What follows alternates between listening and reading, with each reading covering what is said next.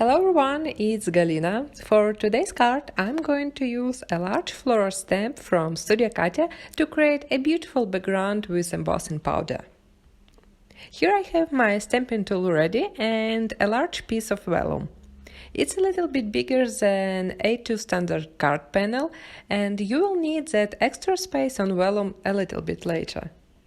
Before I will move to stamping, I want to create a space for the birthday sentiment in the center of this floral background.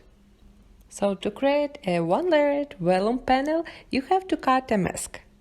I cut out mine using a nesting oval die from a piece of masking paper. If you don't have a masking paper, you can use a copy paper instead and place it on a vellum with a tiny dot of double-sided adhesive. And if you are planning to play with heat embossing on vellum, it's very important to remove all the static from it.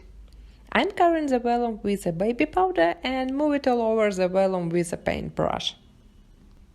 After that, I can stamp the floral image with a clean Versamark ink. It's special sticky ink for embossing powder. Next, I'm adding a fine detailed white embossing powder all over the image.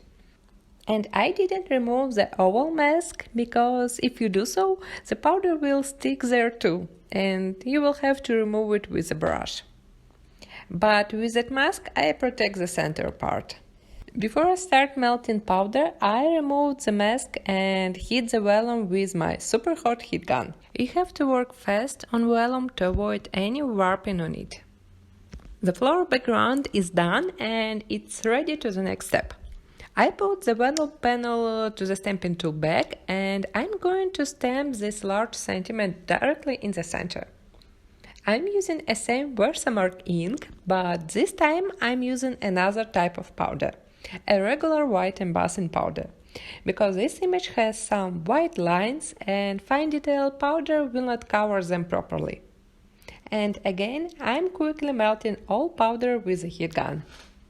And now my background is ready for coloring. I'm flipping it over and I'm masking the center of it again. I'm using a same oval mask. For coloring, I'm going to use a few pigment inks and a tiny daubers. I'm applying ink from the center to corners on each flower, and you can easily mix different colors on vellum. And it's better to use pigment inks because they will look brighter on vellum. You can color few flowers or all the background. I decided to apply inks all over it, even on small flowers. I love to play with this technique and see how fast it becomes colored. Next, I want to attach the vellum to the craft card panel. I put the card panel underneath and I'm going to secure it with washi tapes.